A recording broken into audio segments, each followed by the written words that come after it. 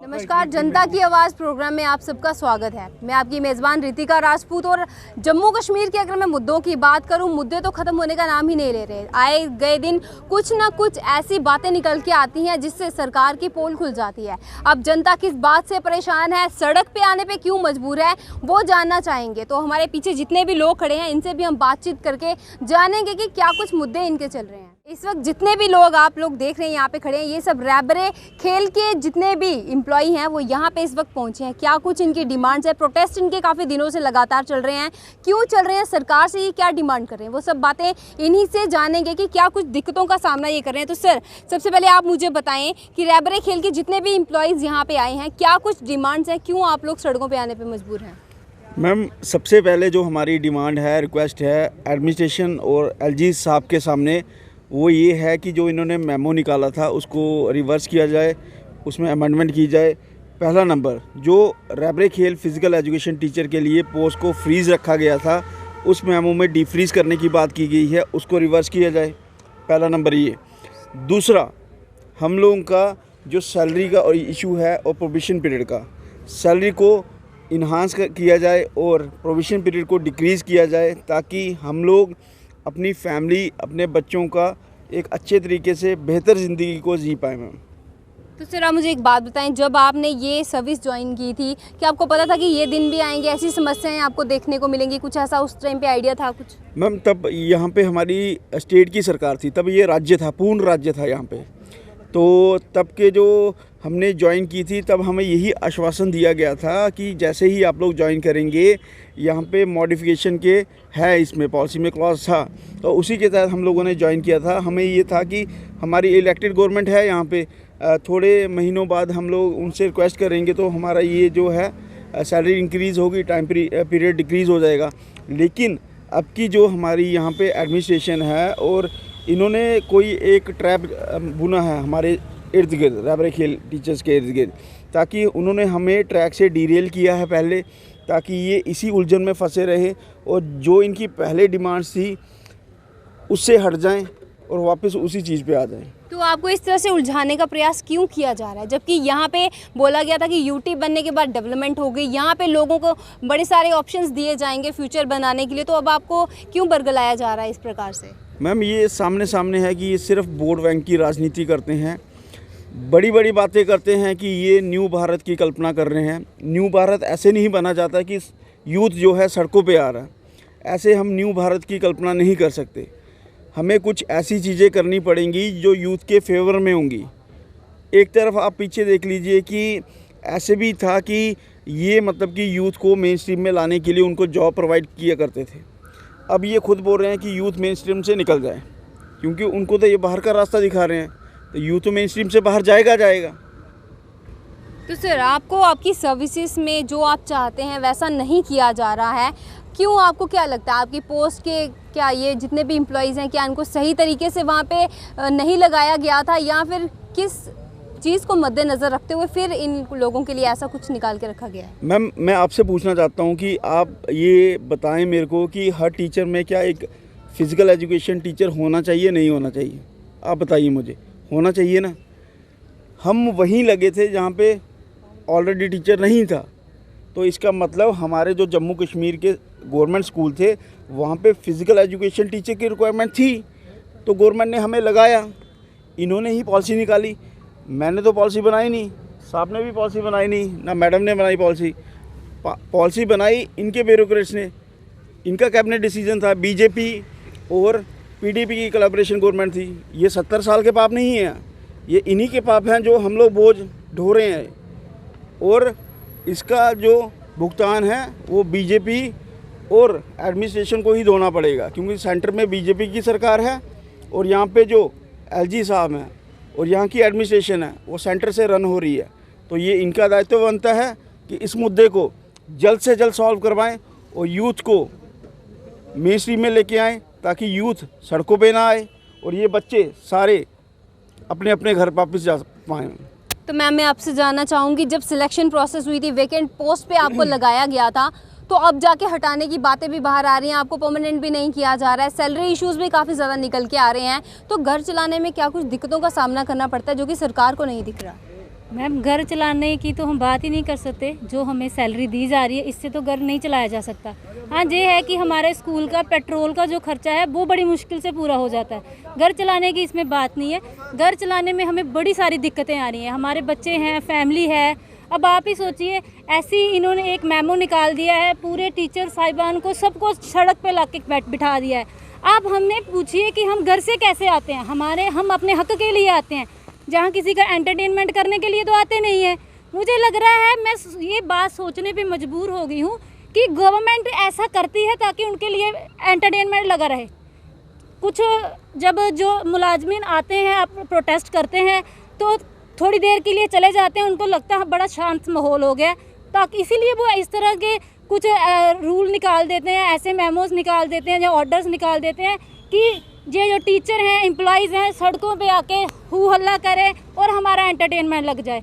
इनको मुझे लगता है यही चाहते हैं, क्योंकि कोई नहीं चाहता कि अपना घर बार छोड़ के, अपने बच्चे छोड़ के, अपनी फैमिली छोड़ के इतनी धूप में आके जहाँ बैठ जाएं। तो आपको लगता है एक शांतिपूर्वक तरीके से मसला हल हो सकता था, इसका एक बहुत ही बीच का रास्ता जो निकल सकता है वो निकाला जा सकता था? बिल्कुल निकाला जा सकता है, इसमें कुछ मुश्किल नहीं था, सिंपल सी बात थी। वो हमारा जैसे SRO 202 वालों का उन्होंने मसला हल किया था, रैबरे तलीम वालों का मसला हल कर दिया। हमारा भी प्रोबेशन पीरियड हम 2 साल नहीं कर सकते थे, 5 साल की हमें टाइम पीरियड देते और हमारी सैलरी इंक्रीज़ कर देते, तो उनके लिए भी राहत होती और हमारे लिए भी राहत होती, हमारी फैमिली भी अच्छे से चलती, हम अपनी जॉब भी अच्छे और दिल से और बड़े होशो हवास से करते। अब हमें ये नहीं समझ आती कि हम जॉब करें क्या। जिस दिन हमारा ये ऑर्डर निकला, मैम मानेंगे आप, हमें ये समझ ना आए कि हम स्कूल जाएं, किस लिए जाएं, किस हक से जाएं कि ना जाएं। बस यही हमारे दिमाग में था, बस आंखों में आंसू लेके जा रहे थे कि ये स्कूल हमारा है भी है या नहीं है। आप मुझे बताएं, इंसान सोया रातों रात आप ऑर्डर निकाल देते हैं, ऐसे क्या सोचेगा कि हम स्कूल जाएं या नहीं जाएं। बाकी हम सोसाइटी में रहती हैं, फीमेल्स हैं, हमारे मेल्स हैं, टीचर्स हैं, फैमिली चला रहे हैं, रातों रात आप ऐसे ऑर्डर निकाल देते हैं, कैसे उनके दिमाग पे क्या इंप्रेशन पड़ेगा। मैडम सदमे में आ गए हमारे टीचर, मुझे समझ नहीं आ रहा अब तक भी एडमिनिस्ट्रेशन क्यों नहीं जाग रही है। आखिर वो चाहती क्या है हमसे, जहाँ उनका वो क्या चाहते हैं, हमें ये नहीं समझ आ रहा। वो हमें आके बताएं हमारा कसूर क्या है, हमारी गलती क्या है, हमने ऐसी क्या गलती कर दी जो हम अपनी सर्विस पूरे मन से कर रहे हैं। जितनी हमारी घंटे की जॉब होती है, हम धूप में रहते हैं, हम इतने दिन से प्रोटेस्ट पे बैठे हैं, धूप में बैठे हैं पूरे, ये भी हम अपने मन से कर रहे हैं क्योंकि हमें आदत हो गई है। गवर्नमेंट को हमने सर्विस ही धूप में खड़े होके दी है। अपने हक की लड़ाई लड़ने के लिए यानी कि सड़कों पे ही आके बैठना एक विकल्प रह गया। ऑप्शन क्या मुझे बताइए ना। पहले तो हम उनके पास जाते थे, ऑफिस में जाते थे, जिस तरह से जो एक प्रॉपर तरीका था हम उसी वे से जा रहे थे। अब उन्होंने हमें मजबूर किया, हम अपनी मर्जी से, कोई नहीं चाहता कि हम रोड में आके धूप में बैठ जाएं अपने छोटे बच्चों को छोड़ के। ये इन्होंने हमें बोला है कि आप आइए सड़कों पे, हमारा एंटरटेनमेंट कीजिए। मुझे तो ये एंटरटेनमेंट ही लगता है, हमारी ज़िंदगियाँ बर्बाद हैं और उनके लिए सिर्फ एंटरटेनमेंट है। मेरी LG सरकार से और एडमिनिस्ट्रेशन से हाथ जोड़ से यही गुजारिश है, प्लीज़ इस मुद्दे को, इस मसले को जल्दी से सॉल्व करें ताकि हम भी अपने बच्चों में बीच में बैठ के उनके साथ वक्त बिताएं, उनको पढ़ाएं, उनका भी विषय भी थोड़ा अच्छा बनाएं। नहीं तो हमारी तरह वो भी बेचारे सड़कों पे ही आने वाले हैं। प्लीज़।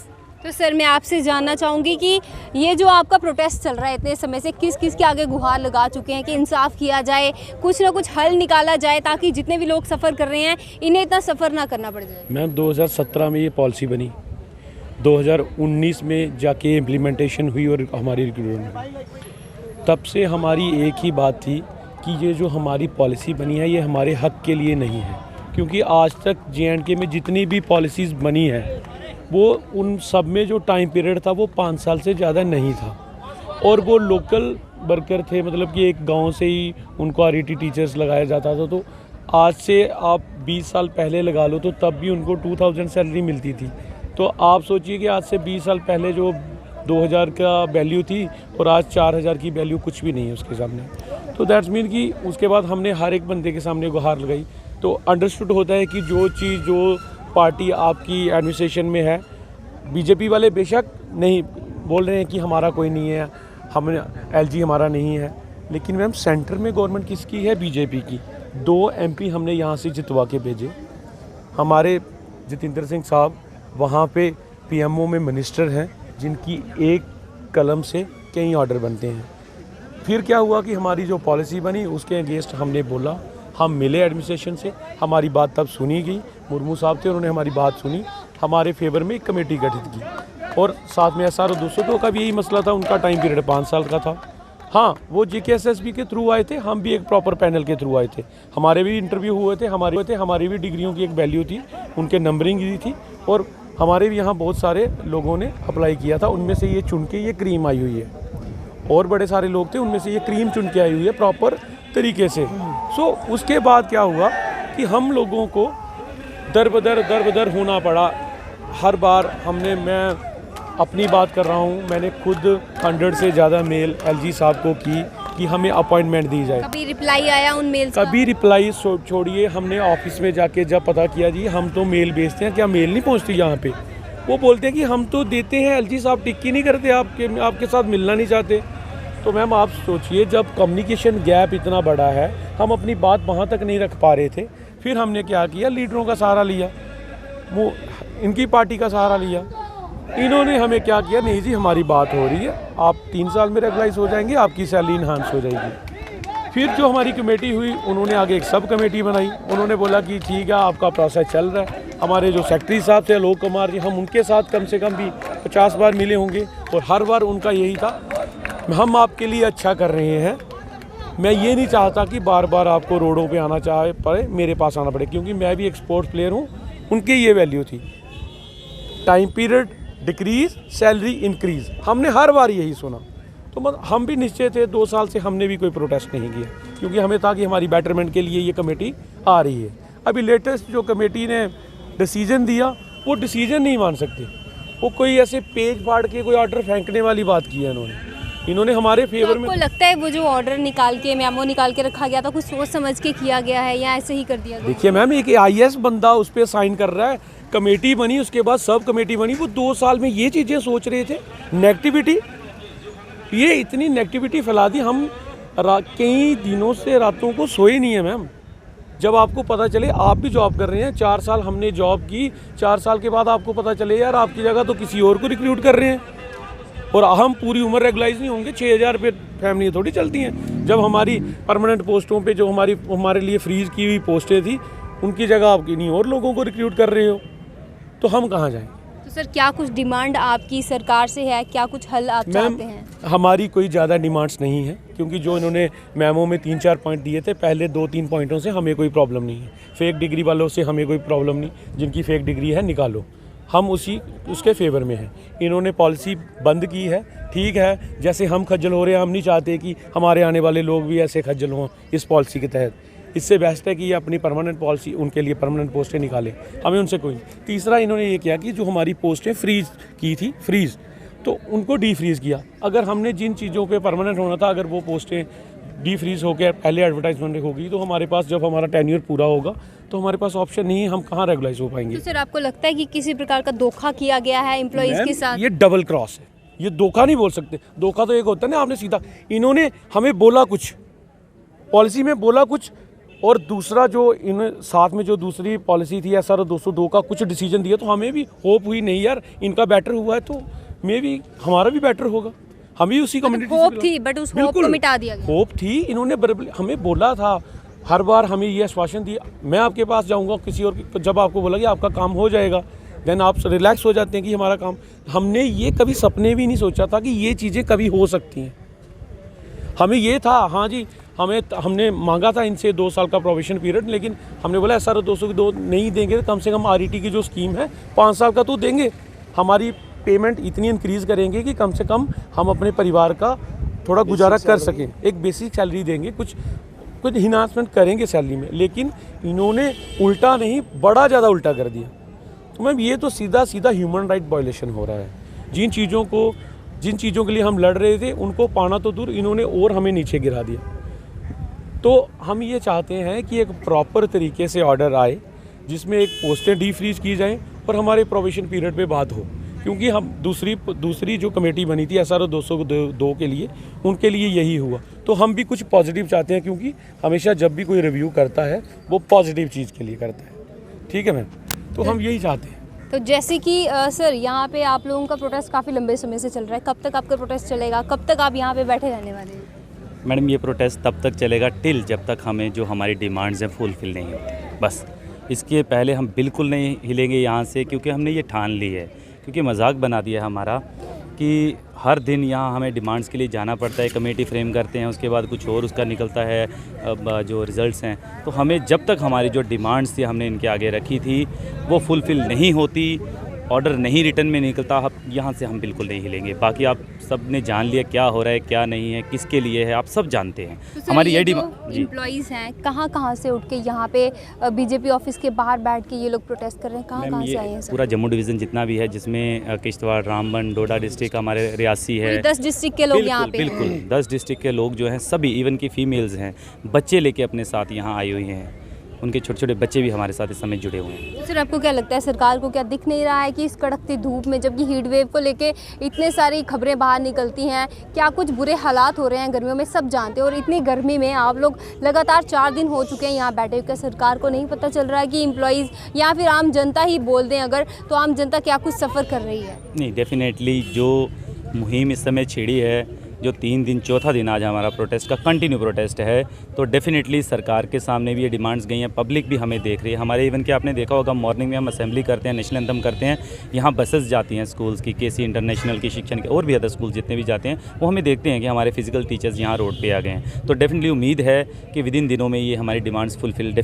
तो सर आप यहाँ पे अपने छोटे बच्चों को लेके यहाँ पे, मैंने देखा कि आप प्रोटेस्ट में शामिल हो रहे हैं, रैबरे खेल के जितने भी यहाँ पे तमाम जितने भी एम्प्लॉइज़ आए हुए हैं, तो सर आप बच्चों को लेके सड़क पे आने पे मजबूर हो गए, क्या कहेंगे आप? मैम कहने और सुनने के लिए तो कुछ रखा ही नहीं हुआ है इन्होंने। हम यूटी एक इन्होंने बनाई डेवलपमेंट के लिए। हर एक एम्प्लॉई का सपना होता है, हर एक एम्प्लॉई ये सोचता है चलो मेरी एक जॉब लगेगी, मैं अपने बच्चों का पालन पोषण करूंगा, अपने परिवार का पोषण करूंगा, उनको डेवलप करूंगा कि एक अच्छी आर्थिक स्थिति में पहुंचाऊंगा। लेकिन मैम आप ही बताएं कि 3,000 रुपये हमने एक्सेप्ट किया कि भाई चलो ठीक है, लेकिन एक उम्मीद थी देर सवेर जाके कहीं हम लोग परमानेंट हो जाते और एक अच्छा अमाउंट मिलके हम लोग अपने घर पालन पोषण करते हैं। लेकिन ये जो काला कानून, ये जो एक ऐसा ऑर्डर आ जाता सडनली, और जितने भी हमारे फिजिकल टीचर थे जो आरी case as a known to as आरी केस हैं, उनके चेहरे पे एकदम मायूसी छा जाती है। आप हमें बताएं मैम, जब से आरी केस अपॉइंट हुए हैं तब से मैम हर एक स्कूल अच्छे और गुड रनिंग फंक्शन में चला है।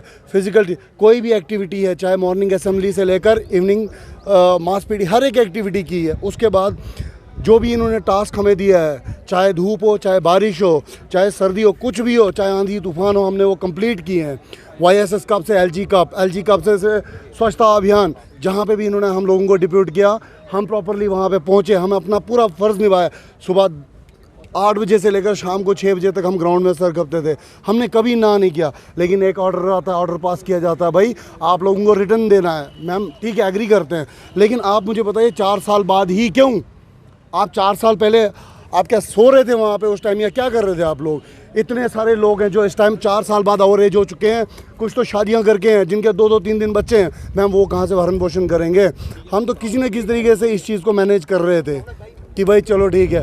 लेकिन मैम यूटी बनाने से हम लोगों की डेवलपमेंट नहीं हो रही है, हम डे बाई डे डाउन जा रहे हैं। तो सर जो रिटर्न की बात इन्होंने बाहर निकाल के रखी, तो आप मुझे एक बात बताएं, रिटर्न के लिए तो ये कह रहे हैं, लेकिन जो 4-5 साल का पीरियड आप लोगों का चला गया, एक प्रीशियस टाइम आपका चला गया, उसकी भरपाई करने का कुछ लिखा था बीच में? देखिए इसमें मैं दो ही बातें बोलूँगा, ज़्यादा नहीं बोलूँगा। पहला पॉइंट आपका ये बताया, मैंने आपको अभी जैसे बताया 4 साल, किसी इंसान की 4 साल के जीने और मरने का टाइम होता है कि भाई इस साल में कुछ भी हो सकता है। ठीक है मैम, बहुत सारे बच्चे IPS कर लेते हैं, केस कर लेते हैं, लेकिन ये जो हमारा प्रीशियस टाइम था, इसमें 4 साल पहले आप देखें कितने बच्चे पास आउट होके आए हुए हैं, कितने बच्चे, उनका मॉरल कितना हाई होगा, किस लेवल पे वो अभी स्टडी करके आए। और आप यहाँ पे एक नज़र फैला लें, यहाँ पे मैम सबको देखें, बाल सफ़ेद हो गए, दाढ़ी चिट्टी, 2-2 बच्चे वाले हो गए। मैम कैसे टाइप करेंगे उस चीज़ को? और जो हमारे प्रीशियस 4 साल हैं वो कहाँ जाएंगे, वो किस खाते में जाएंगे? इन्होंने जो फ्रीज़ और डिफ्रीज़ का ड्रामा लगाया, पहले उसको क्लोज़ करें और हमें रिटर्न में लिख के दें। बाकी अदरवाइज़ ये कोई छोटा यूथ नहीं है, ये फिज़िकल टीचर है, टीचर के पीछे फिज़िकल लगा है। और हम ये ऐसी धूपों में काम कर चुके हैं, 45-42 डिग्री टेम्परेचर हम भुगत चुके हैं इसमें। तो मैं यही रिक्वेस्ट करता हूँ विद फोल्डेड हैंड से, सर कि हमारी जो मांगे हैं वो पूरी की जाएँ, और विदाउट एनी डिले। तो मैम मैं आपसे जानना चाहूँगी, अचानक से 4 साल के बाद इन्हें याद आता है कि रिटर्न भी करवाया जाना चाहिए, सिलेक्शन प्रोसेस का ये भी एक इम्पॉर्टेंट पार्ट होता है, तो इसे भी करवाना चाहिए, अचानक से क्यों? इनको पहले याद नहीं था कि ये सब पहले भी होता है। अब आप मुझे बताओ, एक 40 साल के बंदे को या 50 इयर्स के पर्सन को मैं बोलूँगी कि 20 इयर्स के बच्चे के साथ रेस लगानी है, दौड़ना है या वैसी एक्टिविटीज़ करनी है, तो वो छोटा बच्चा ही जीतेगा ना, क्योंकि वो उसमें यंग ब्लड है ना। तो ऐसा ही हमारा ब्रेन हो चुका है, हम ओवर एज हो चुके हैं। हम इनसे रिक्वेस्ट कर रहे हैं कि प्लीज़ हमारी जो डिमांड्स हैं, जेन्युइन डिमांड्स हैं, उनको फुलफ़िल कीजिए। हम सिर्फ रेगुलाइज़ के लिए इनसे डिमांड रखते थे कि हमारा पीरियड जो है कम किया जाए और रेगुलाइज़ किया जाए, जो कि इन्होंने नहीं सुना। इन्होंने वही डी फ्रीज़ का ड्रामा बीच में लगा दिया। ये कहाँ से चैप्टर आया हमें नहीं पता, ये चैप्टर किसने ओपन किया, किसने लाया, किसने पोस्ट किया, हमें कुछ नहीं पता। रातों रात इनके ऑर्डर बन जाते हैं और हमारे गवर्नमेंट को पता ही कुछ नहीं होता कि ऐसा कुछ ऑर्डर भी आया है। तो जब से आपका प्रोटेस्ट चल रहा है, हमने देखा काफ़ी सारे लीडर्स बात करने के लिए आए, डिवकॉम भी बीच में पड़े, उन्होंने आश्वासन भी दिया था कि एलजी से बात करेंगे। क्या सच में बात की गई, कोई हल निकाला गया या बीच का रास्ता निकाल के आपके लिए रखा गया? उनके रूम में जाइए, वो आपको एक एसी रूम में बिठा देंगे और बोलेंगे यस आपको आपकी फ़ाइल चल रही है, आपके फाइल का आपके प्रोटेस्ट हटा दें तो ही आपकी फ़ाइल पे आगे प्रोसीड किया जाएगा। तो क्या हम अपना प्रोटेस्ट हटाने के लिए वो हमें बोलते हैं, कंपेल करते हैं? वो सीधा सीधा साफ साफ crystally clear, the word is crystally clear क्यों नहीं बोल देते हैं, अभी साइन करके रिटर्न ऑर्डर दे दें, हम प्रोटेस्ट उठा लें। वो कहते हैं पहले आप अपना प्रोटेस्ट उठाइए। द प्राइमरी थिंग उनकी कि हम अपना प्रोटेस्ट उठाएं ना, सेकेंडरी थिंग तो बाद में आती है। उनको हमारा काम सेकेंडरी रिटर्न वाला बाद में दिखता है, उनका प्राइमरी मोटिव है हमारा प्रोटेस्ट उठाना, बट हमारे लिए प्राइमरी हमारा प्रोटेस्ट है। तो आपको क्या लगता है कि हल करना चाहते हैं वो या नहीं करना चाहते? अगर हल करना चाहते होते ना मैम, ये आंसर सभी के पास है, every will give you the answer. अगर वो हल करना चाहते होते, वो हमें सड़कों पे धूप में पसीने में ऐसे जानवरों की तरह हालत होगी हमारी, हमें नहीं छोड़ते। तो सर काफ़ी सारे जो यहाँ पे सोशल वर्कर्स भी आए थे, पॉलिटिशियंस भी आए थे, उनका कहना था कि हम आपके साथ हैं। क्या सच में 4 घंटे आके कोई बैठा है आपके साथ? आपको दिखा?